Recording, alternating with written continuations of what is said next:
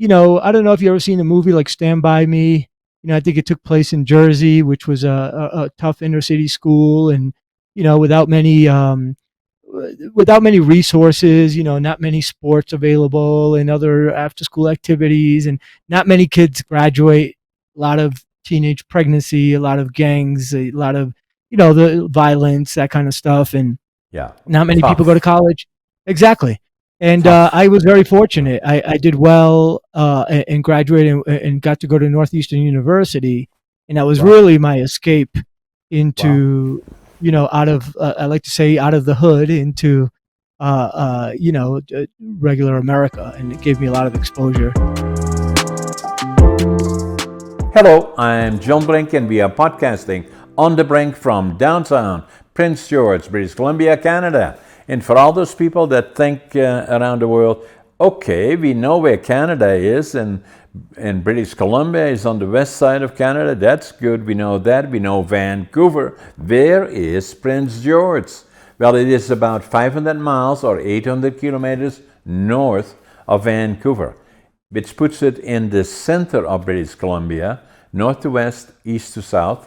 And, it's British Columbia, big province. So today we got a very interesting guest. His name is Luis Hernandez, and he is an immigrant, and he came from an immigration family into the States. He grew up poor or not very wealthy, and he built himself, he always has been somewhat entrepreneurial, because I went through all of that, and had a variety of different businesses, been very successful, and he's going to tell us all about his background, his story, and what made him successful as an entrepreneur, and what he's doing and where he's going. Louis, welcome to my show. Thank you, John. It's really a pleasure to be here. It's quite an honor. I'm excited. Yeah. So tell us some about your background. Where you were born, and what brought you to the United States, and Sure. and Well, and yeah. yeah. One slight correction. I'm actually was born in the United States. I was born in Providence, Rhode Island. But my Okay. parents were first gen. They immigrated here from Colombia, South America. Colombia. So Okay. yeah, and it's the classic immigrant path. They came here, worked, doing cleaning and factory jobs and such. And so we grew up in some of those underprivileged, tough neighborhoods that you see throughout different places in the United States, with a lot of immigrants. From and specifically where I grew up was a town called Central Falls, Rhode Island, which has always been Okay. an immigrant town. There's a lot of factories there and such, and so uh, for many years there'd be immigrants from different parts of the world, whatever uh, country they were coming from. If they were coming into New England, one of the areas that they would end up in would be Central Falls, Rhode Island, Pawtucket, Rhode Island, Woonsocket, Rhode Island, some of those places. And so yeah, it was a very diverse, underprivileged community with people from all over the world, really. Yeah. Yeah. And then you got your schooling there. Your parents Hmm. started out probably coming from South America, Colombia. They likely, as I know from many other immigrants, including myself, couldn't speak the language really, didn't have a job, and kind of had to start right from the bottom up. And That's right. then, so you then grew up in Rhode Island, and then you got your schooling there. Yeah, I went to a regular high school right there in Central Falls. My first language is still Spanish. My parents never really learned English, so Right. we and Central Falls in particular was a very like I said, a lot of immigrants. A lot of them were from Colombia, so it was a big Sure. immigrant Colombian enclave there. So a lot of my friends and everything were Colombian as well, and had either immigrated here themselves or they were the kids of immigrants as well. And we started by speaking Spanish at first, and then by about third grade, I was able to transition into a traditional classroom with normal English speaking class with everybody else. Yeah, and it's one of those schools like I don't know if you ever seen the movie like Stand By Me. I think it took place in Jersey, which was a tough inner city school, and without many resources, not many sports available and other after school activities, and not many kids graduate.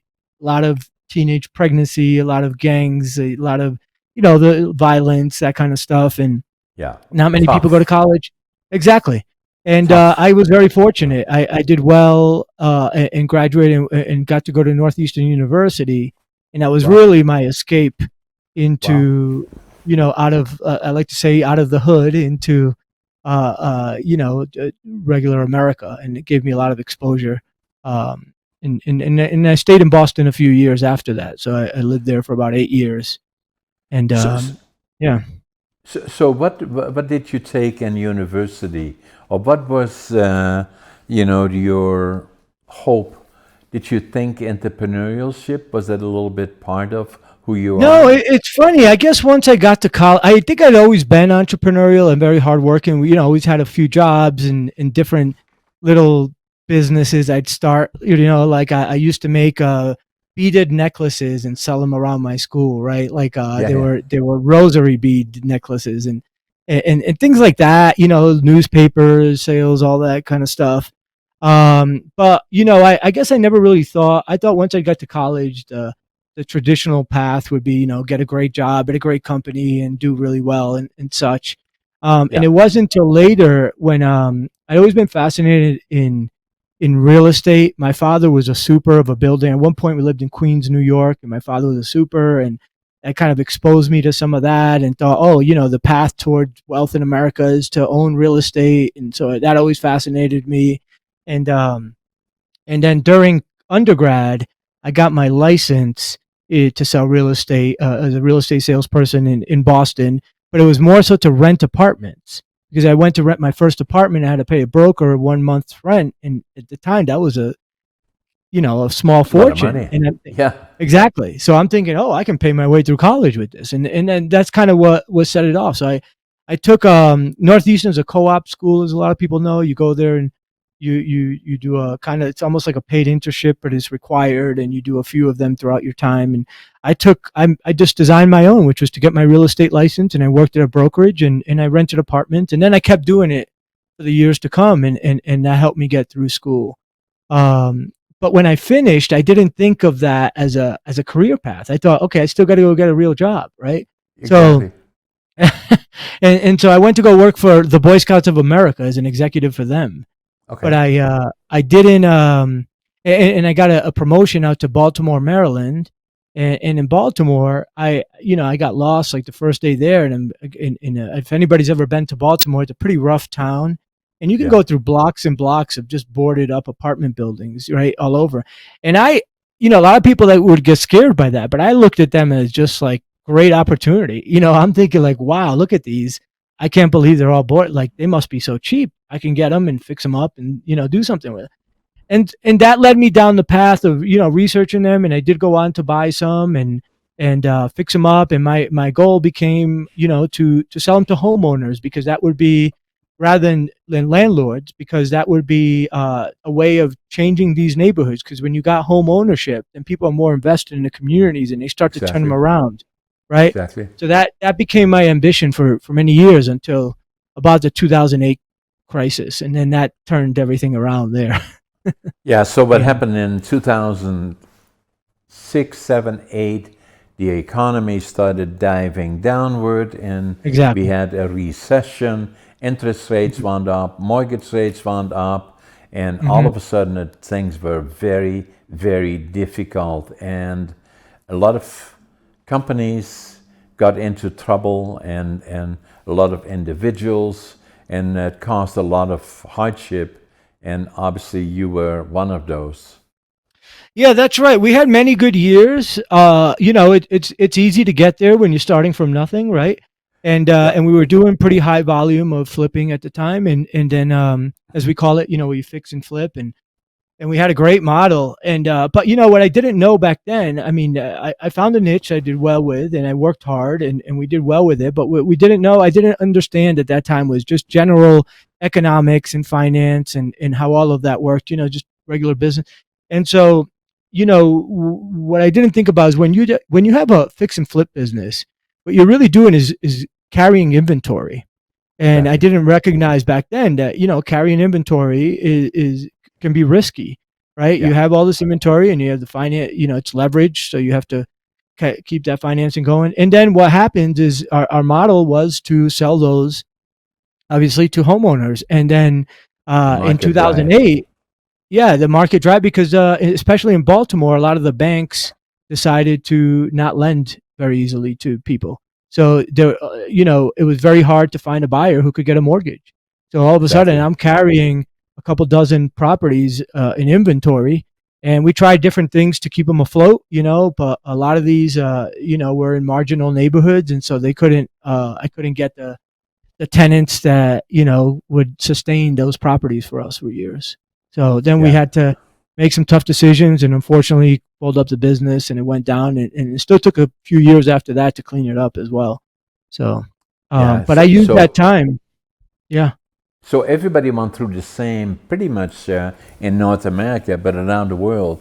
That yeah, was a difficult period, and absolutely. it then started kind of turning around somewhat 2010, 11, 12, that in that area, and then obviously now we are in the same similar situation, have been since COVID started, and then businesses became difficult. Inflation rates was a problem. Getting people was a problem, and interest rates went up even now.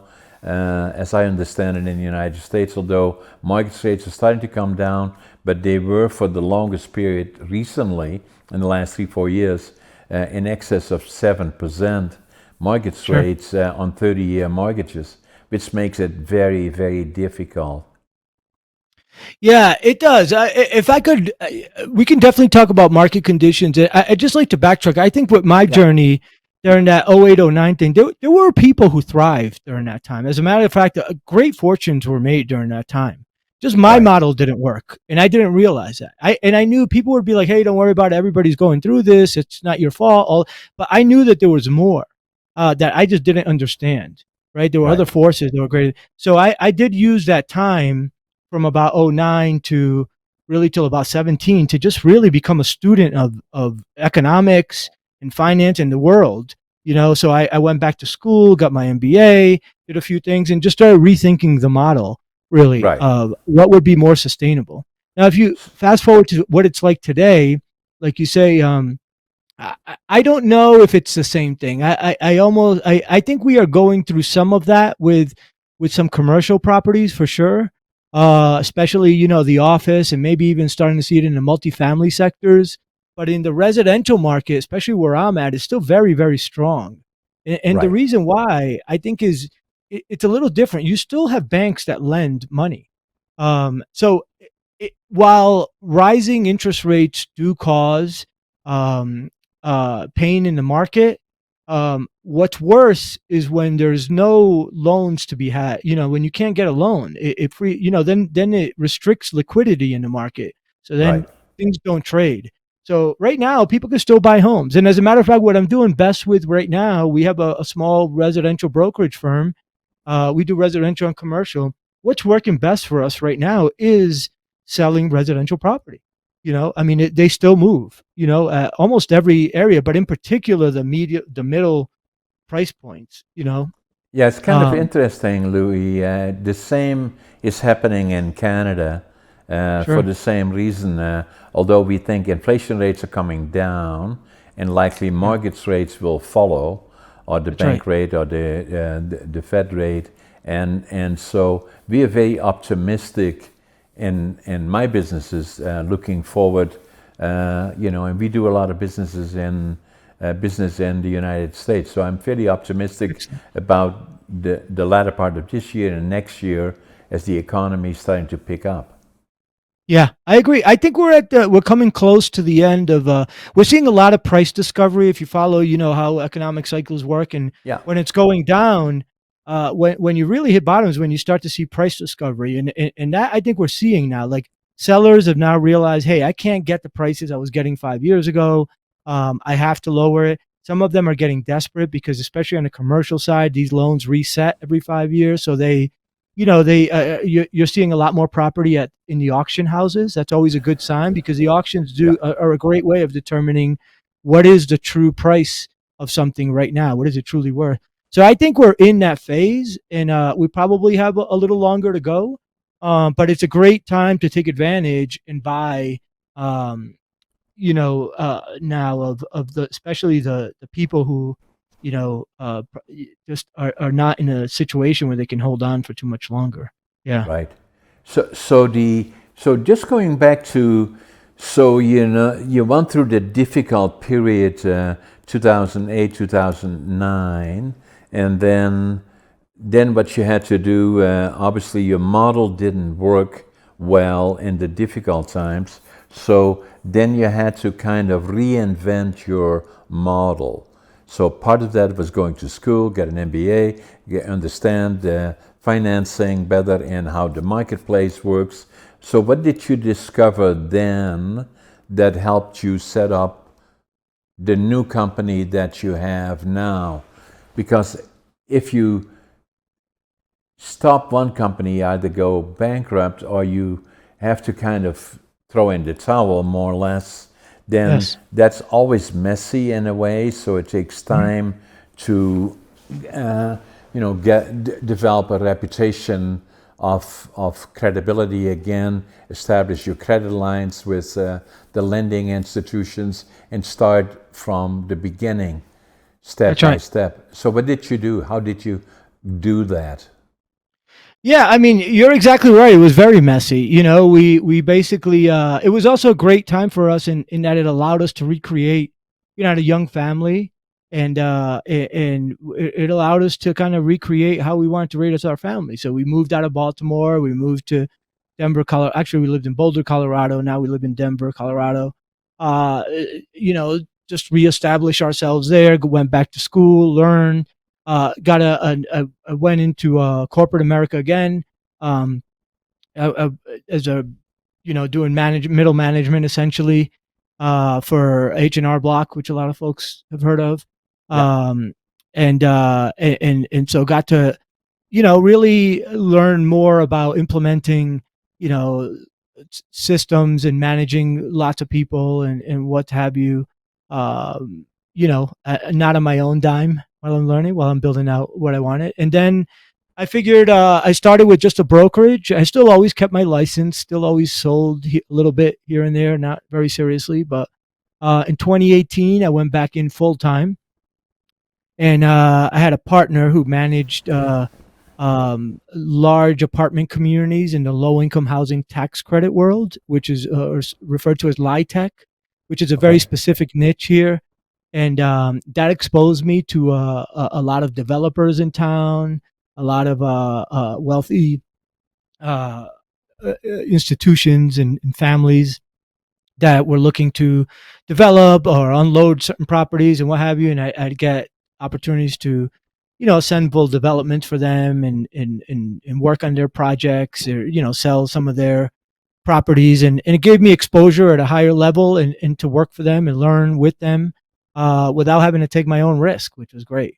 So, and get paid along the way, which was very nice.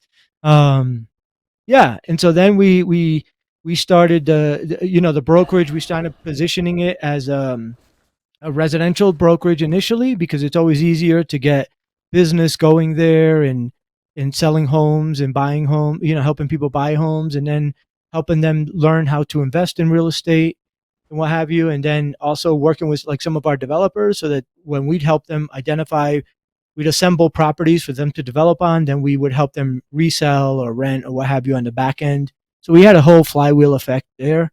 And now we're looking more into getting acquiring our own properties. I think this is a great time to be opportunistic.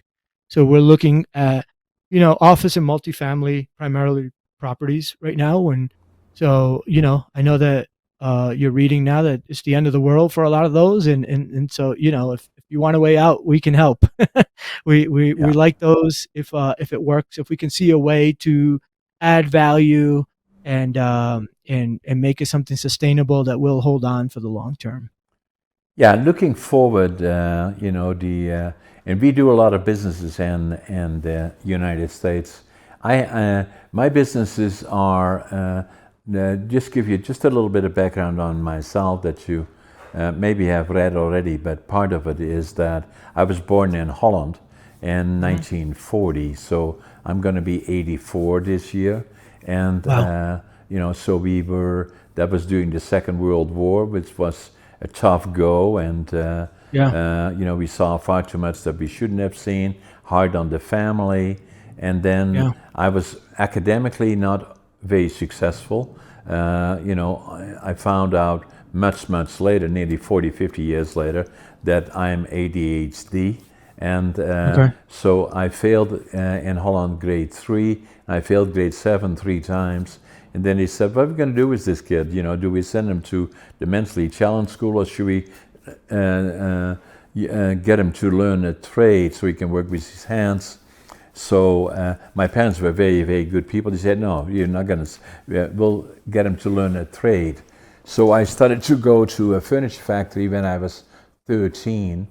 And then we were liberated by the Canadian Army, April the 12th, 1945. That made such an impression on me that I always knew I wanted to go to the land of my heroes, Canada. And then what I wanted to do is build a lumber mill. And so Okay. that was my dream. And then I never quite reconciled in my mind as to why my friends that went on to college and university, and I became a laborer and was kind of looked down on. I'm proud of that today. I wasn't necessarily then, but I was always an optimist. So what I wanted to do is start from nothing. Couldn't speak a language, didn't know soul, didn't have a job.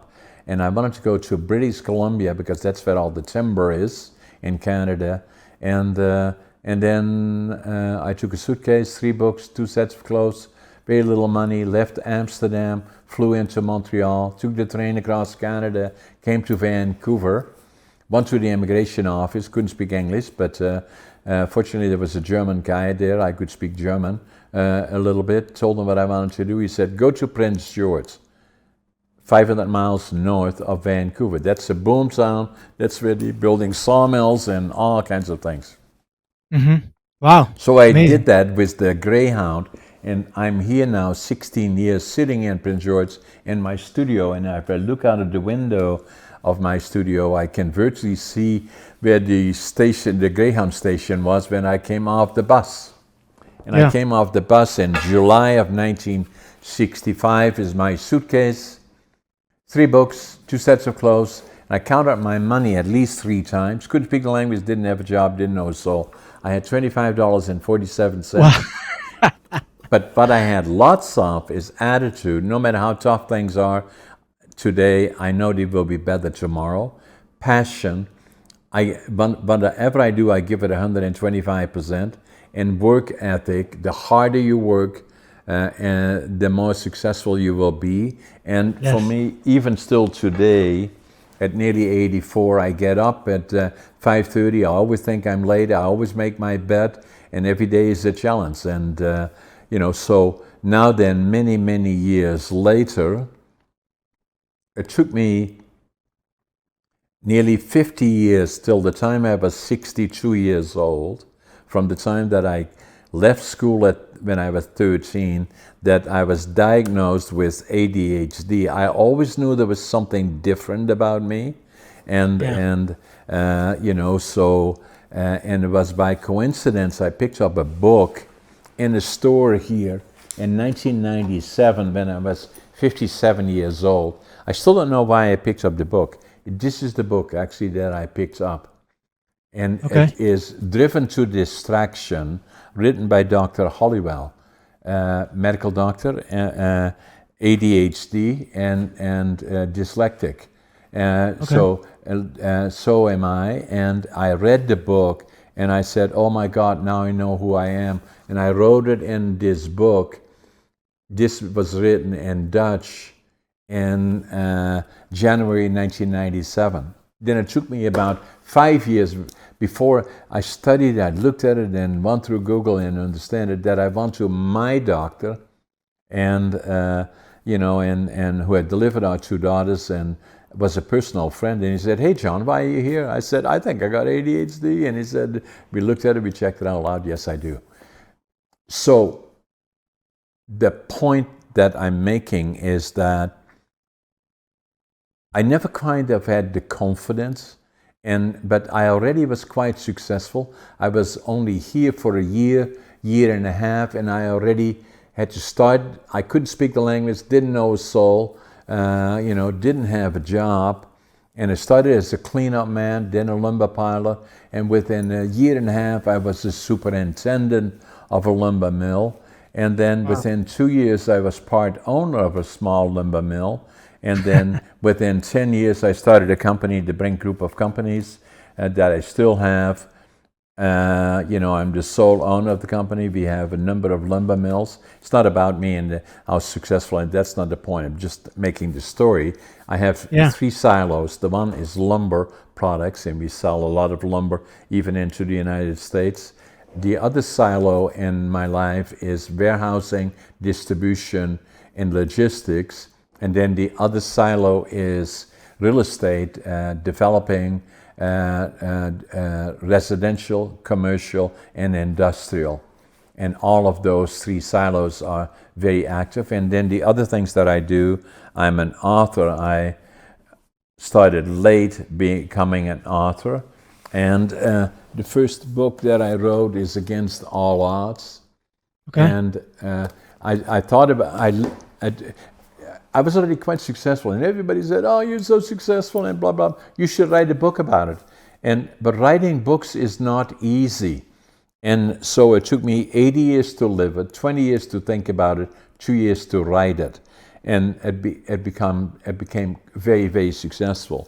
The other thing that it took me 50 years to find out why I was different than a lot of other people, and why I was not successful like a lot of my friends that went on to college and universities.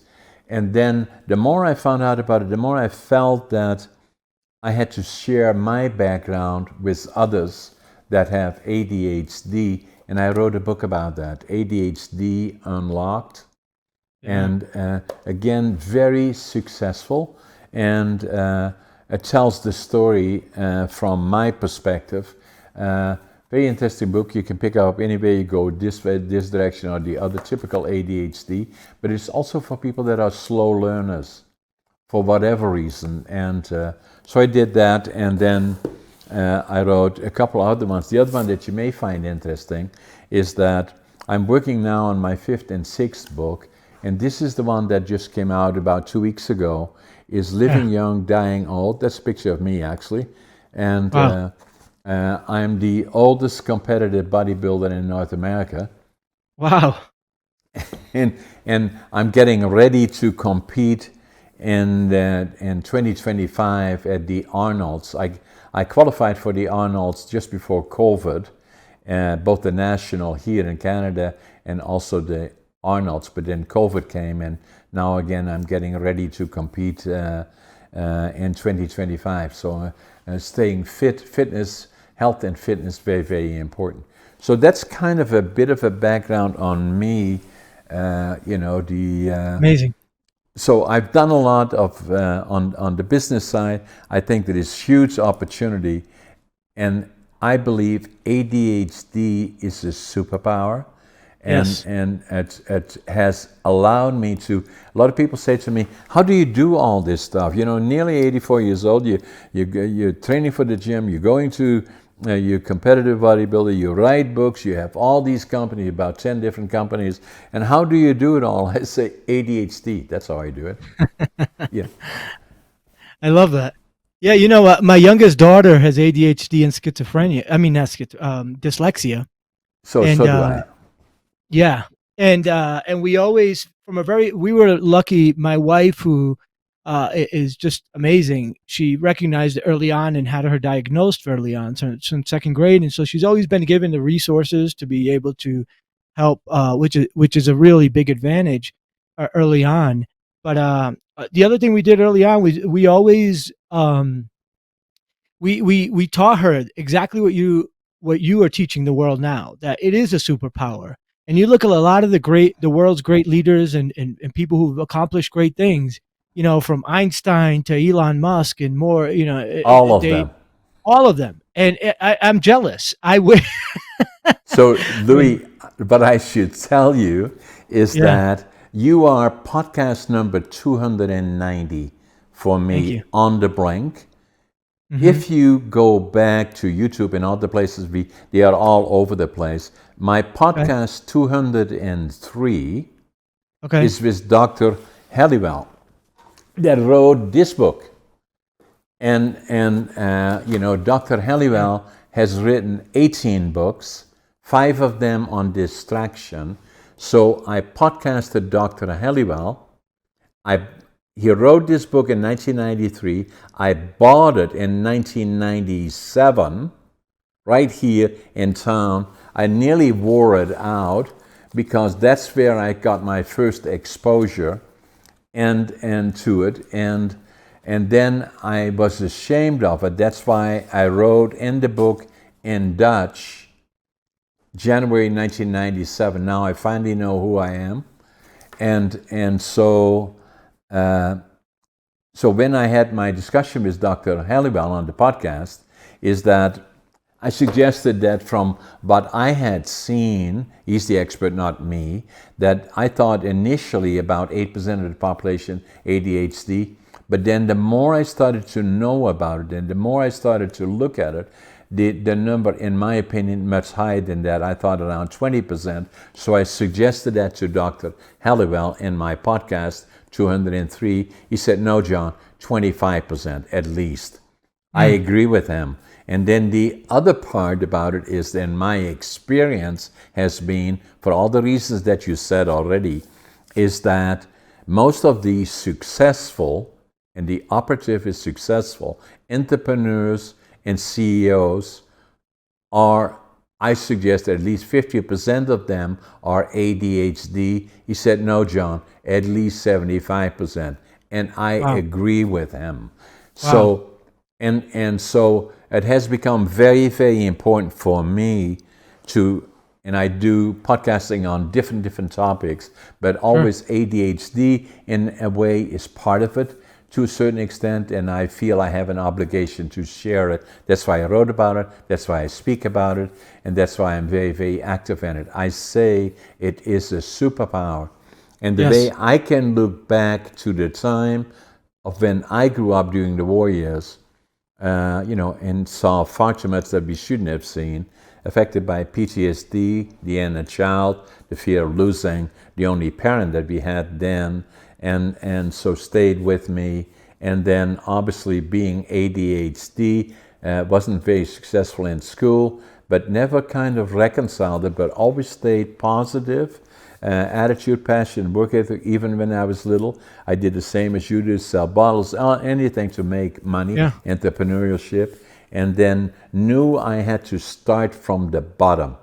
And I Yeah. wanted to start with nothing and build my own lumber mill, which I did, and then many other things along the way. But it took me 50 years from the time that I was 13 and then ending school because I just didn't do it, couldn't do it, and deliberating by some people saying, send them to the mentally challenged school. My parents said, no, we'll teach them a trade. But it was then not understood. But I was only 13, and it took me, as I said earlier, 50 years to be Yeah. diagnosed, and then 58 years to pick up the book from Dr. Halliwell, and it changed my life. No Amazing. question about it. Since the time, I've been an author working on my 5th and 6th book right now. And I will send you copies of the books, including the ADHD ones that Thank I you. have. I'll make sure that Scott gets your address and then we'll send them to you. I'll sign them for you as well. And then being successful in business, and then at the same time being very, very active in podcasting, doing all the other things, but it changed my life. and there is no Amazing. question about that. And it's very, very important for me to share that with people from around the world, because I believe it is something that likelihood of the occurrence of ADHD is probably, in my opinion, as Dr. Halliwell indicated in my podcast, 25% or more. I would say it's between 25 and 30%. Yeah. Wow. Thank you. That's an amazing story. I did look a little bit into your past, and I had known some of that, but I didn't know the extent. It's even more impressive now that I hear it. And it humbles me, because I feel like I went through things older, and then I hear how long it took you to figure some of these things out, and it makes me feel like I still got some time, which is great. So Well, the thank you other for that. part about it is that, so this book, and I will send you a copy of this one too, is that health, fitness is very, That's very right. important. Age is just a number. Quality of life is the key. And how do you Right. go about doing that? That's what this book is all about. And Hmm. I want to get to 120. And so Wow. I still got a lot of time ahead of me and Yes. staying fit and healthy. So, but a little bit tongue in cheek there, but at the same time, there is no reason that quality of life is important. And a lot of times there's so much information out there that people in general, including myself before, become confused about what do you do, because every time you start taking a direction, you find out that's the wrong direction. You have to make another choice. So what I wanted to do is say, I'm going to write this book in my mid 80s, and saying, this is what I do. I'm not a doctor. I'm not giving medical advice. I simply tell them what I'm doing. Right. And so that is, being very conscientious of diet, being careful with my body. Your body is extremely forgiving. Get Hmm. exercise. You don't have to become a bodybuilder and an Olympian, but at least stay active with your body, and then the quality of food that you eat, and to being conscientious of all of that is very, very important. And and that's what I'm Absolutely. trying to share with my guests that read my book. Thank you. Yeah, one of the things that attracted you to me was, and also about my journey that we didn't mention, was just that the quality of life and the health awareness that I just didn't have as well, and how much that affected everything else and changed my mindset to have the right attitude and passion. I think the work ethic has always been there for me, like it probably was for you, but a lot Exactly. of it was the attitude, right? And once you Exactly. change that, and that is often a byproduct of something of taking care of your body and just having the right quality of life. And I didn't recognize that. And so what happened to me, like, it was in 2010 started the turnaround. I actually started by, I heard about a marathon, and I decided I was going to run one, and I didn't know anybody who Exactly. had or anything like that. Yeah.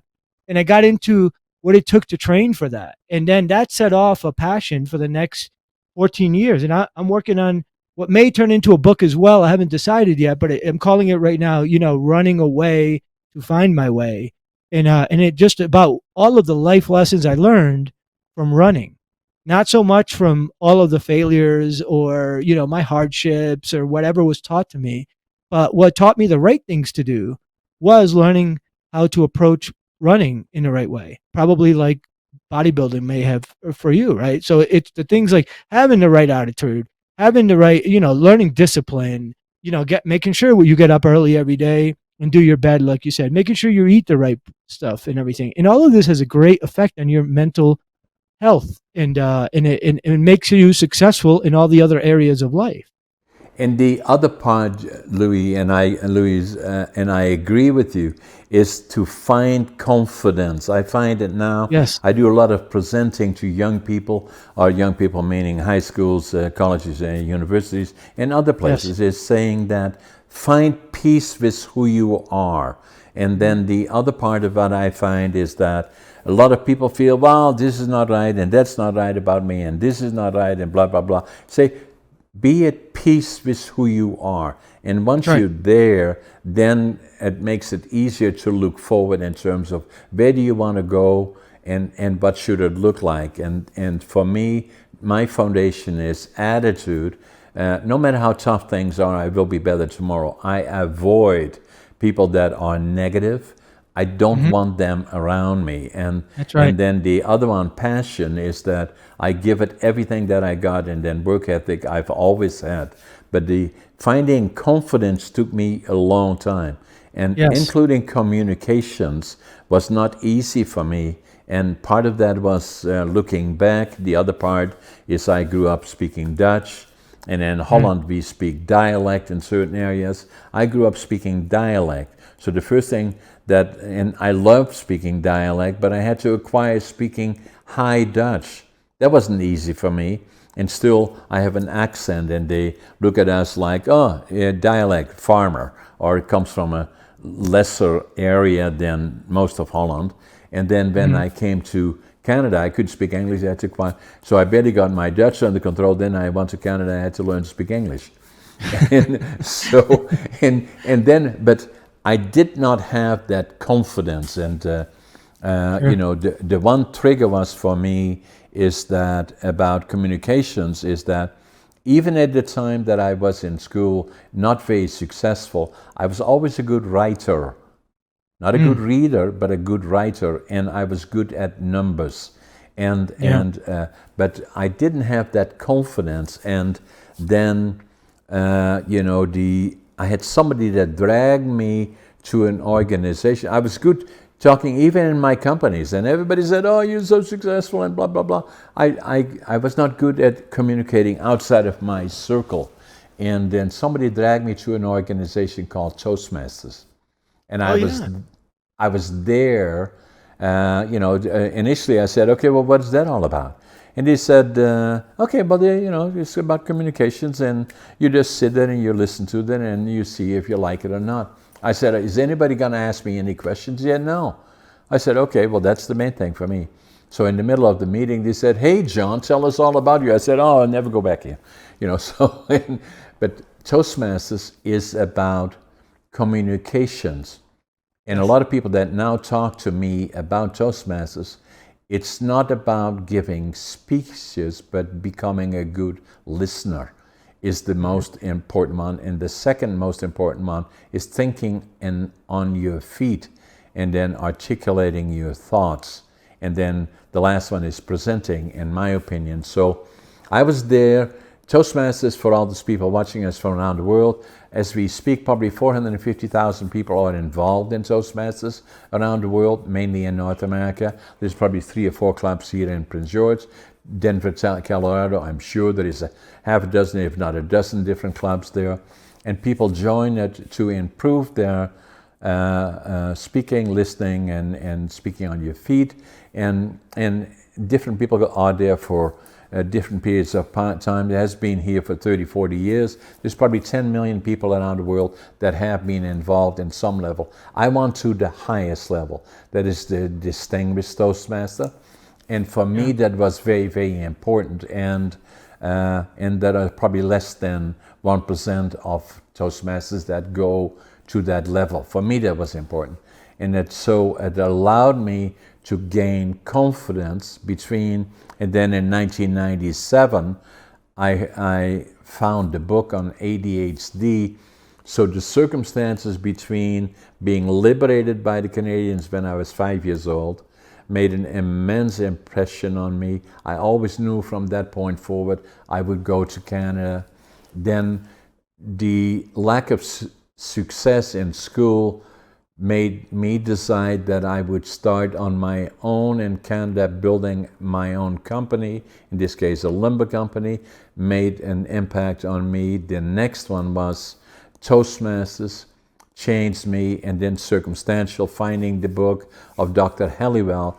All of that in combination at a late age made me who I am today, made me further successful in business, made me obviously, I'm a very good communicator, both in giving keynote presentations and obviously podcasting, and then the other part, writing books. And so all of that happened as following circumstantial more than anything. But the foundation is always, to me, attitude, passion, work ethic. And what will follow is success. I love that. Yeah, that's an amazing story. I hope to have you on the Wayfinder show and to share it there with our audience as well. Absolutely. So Yeah. that I would do that. And then the other part in terms of ADHD, and in particular thinking about your family, your daughter, is that, I believe it is very, very important to make them understand very early in life. You were fortunate with your wife, having the diagnosis done on her, that the sooner we know that that's a challenge, then we can, the traditional learning system is still in the process of evolving and, right. and adapting to, it's more accepted now, but it's still a long way to go. And so what we are now looking at the concept, you may want to write that down, micro-certification is something that is being looked at more and more now, meaning What is that? so what that would be is that rather than sitting in a classroom for 4 years, the skill sets that you're lying to attract only take probably about 6 months. And then Sure. the other one are additions that may be different levels of interest to you, and you can still acquire those, but once you focus mainly on that micro-certification area and learn that, then it is easier for the ADHD mind to pick up the other parts. And but do it all in combination, sitting there for 4 years in a school, listening to stuff that is of limited interest to the ADHD mind at that particular time makes it more difficult. And I think all of that is being looked at now, and our traditional learning system is not effective as it applies to between 25 and 30% of the population. Yeah, I would almost argue more. I think we're having a hard time now justifying even our having our daughter go, finish a traditional high school. I mean, I think we're in a different world now than the way it was schools were built for, right? I agree. So yeah, I think there's a growing awareness of it, and I do think that there's a lot that's going to be changing because, and we're seeing it now with more of the online schooling that allows, or hybrid schooling that allows for kids to start focusing on their interests and all that right away, which I think is pretty interesting stuff there. I agree So 100%. That's the yeah, direction. Yeah. To have something that is so ingrained already, yeah, it takes time to change, but it is changing. The stigmas are being removed from a lot of yeah, those areas, and that is very, very important. yeah. So the other one that I had a very interesting discussion with Andrea, that you are contemplating to be on your podcast, or you and hers, and about issues around the same area. Yeah. I think mental health issues in general, we have a greater awareness of them now. And because of that, I wonder if there are more. I saw a stat that there's more people who are now schizophrenic or bipolar or what have you. But I wonder if they're just being diagnosed more now than they were before because of the awareness we have, right? I And believe because of so. that, yeah, I believe so too. And because of that, I yeah, yeah, sorry, there's Louis. more of an acceptance, right? There's more of an acceptance, and there's more of a remediation. Not maybe that's a bad term. Just more of how to work with people who have some of these issues, right? Yeah, which are very common all around the world, right? And Right. they're the same all around the world. Is, I think, recognizing it first and foremost is most important.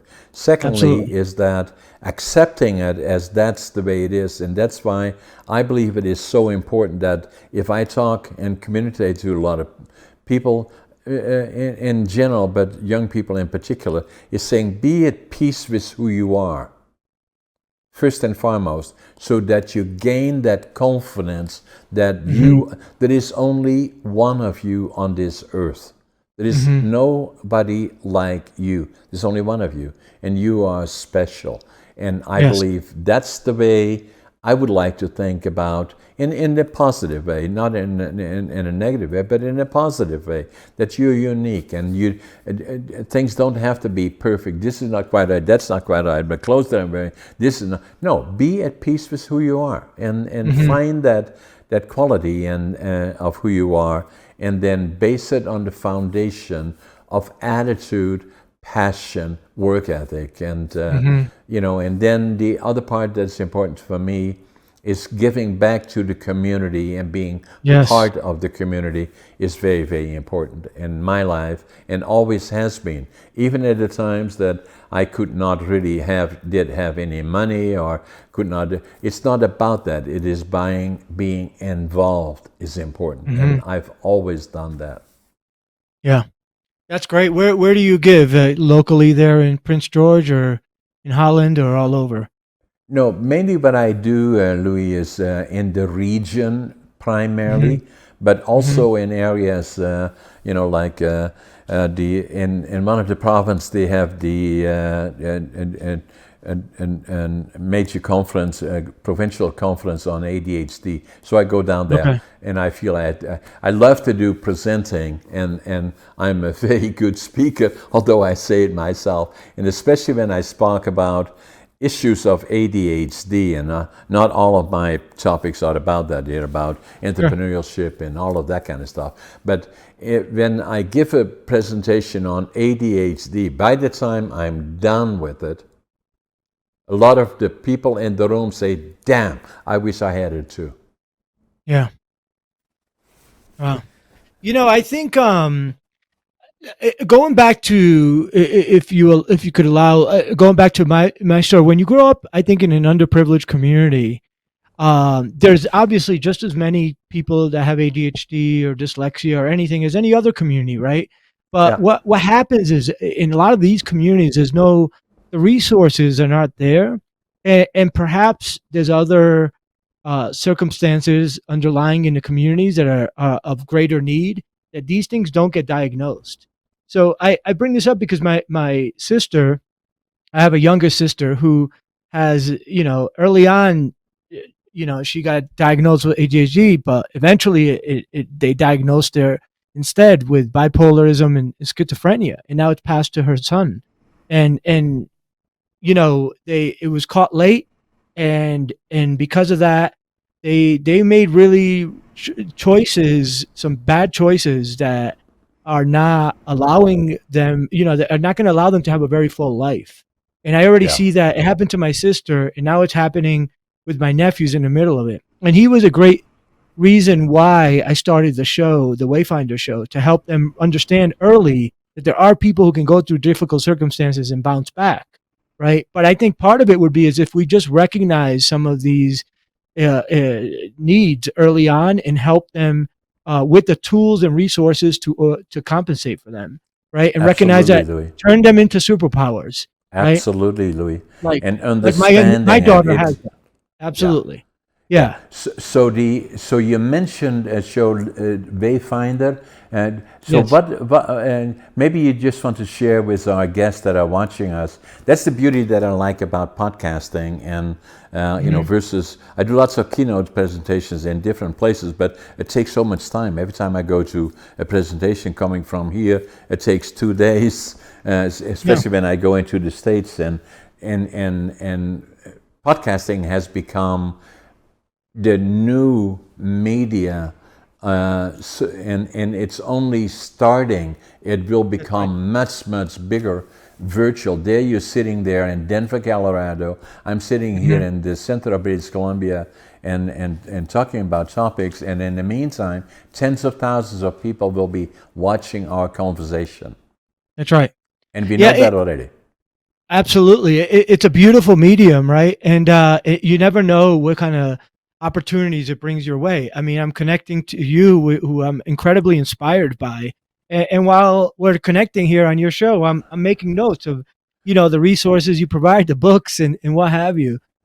So which is great. And hopefully we'll meet in person one day. Maybe, who knows? Maybe we'll do business together. I Maybe love we'll it. help a community together. and podcast is allowing anybody to do that, which is just a beautiful medium that is very accessible to anybody. Right? And for all those people watching us around the world, listening to conversations between Louis and myself, and we do, both Louis does on his podcasting, and I do in mine on The Brink, subscribe to our podcast, share them with others, like them, and comment, because it stimulates us to do more podcasts on different topics, whatever they may be around the world. And it's certainly the media of the future. Louis, Absolutely. it was a privilege to have you on my podcast, and Thank you. I will make sure that Scott gets your address. We'll send you copies of the books. I sign them for you, and let's make sure we stay in touch. Thank you so much, John. The pleasure was mine. The honor was mine.